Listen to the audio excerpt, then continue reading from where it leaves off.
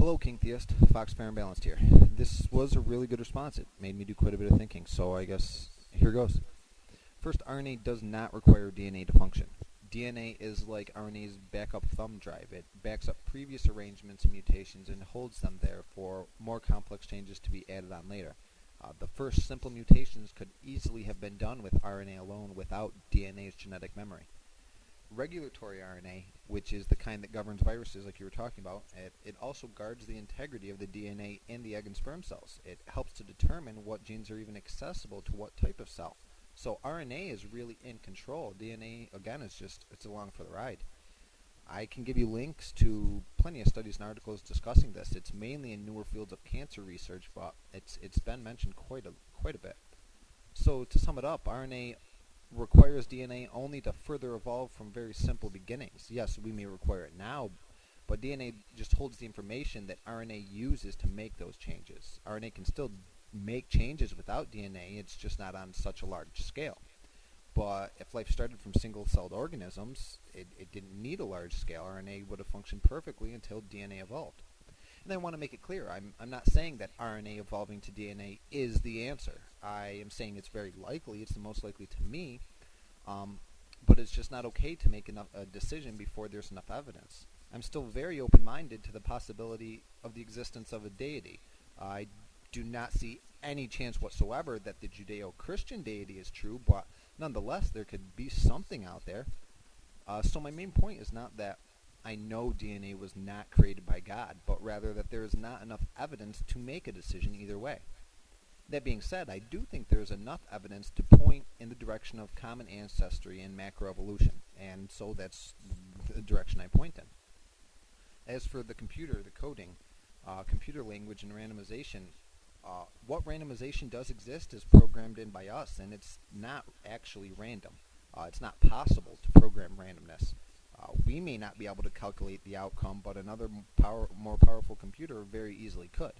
And I mean, computers depend on our input, and it is us that gives it the small amount of randomness that it does have. It wasn't programmed into the machine. It's the one thing a machine cannot program out, outside interaction by humans, namely. I mean, that's a major problem with software and everything else is human interaction. So again, you're relating DNA to an outside process that's not part of our evolution, but I see it as being part.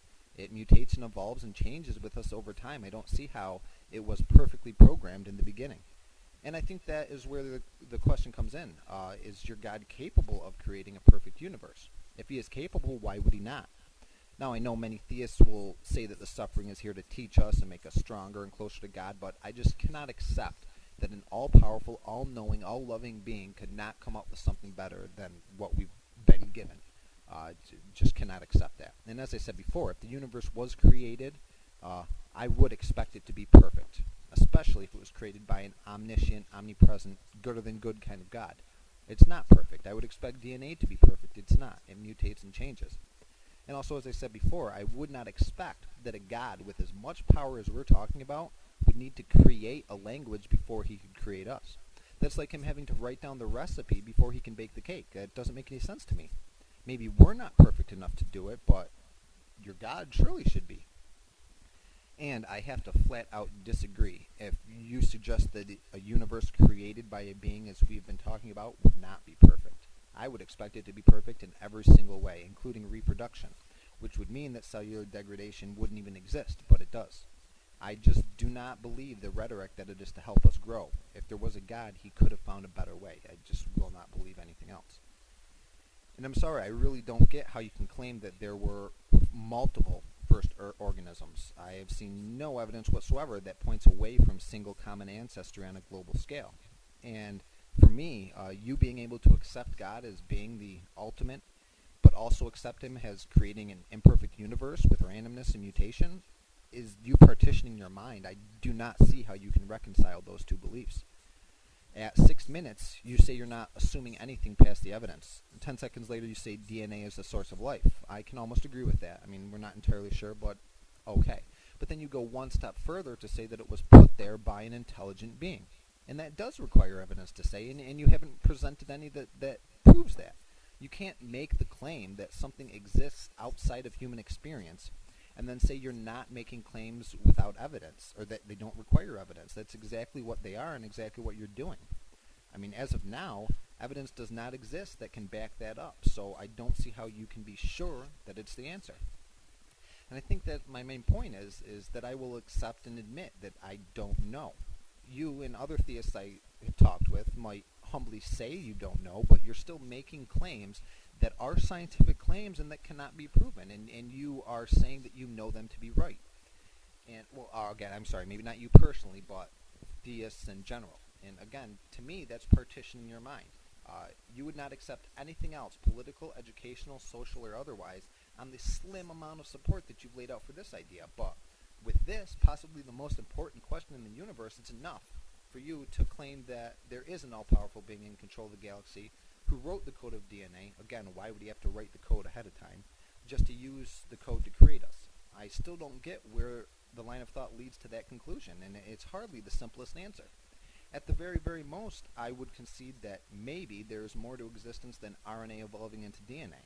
But that says nothing of a creator who designed it. I just don't see how you can go that one step further, and I hardly see it as the simplest conclusion. It is a conclusion beyond the evidence available to us.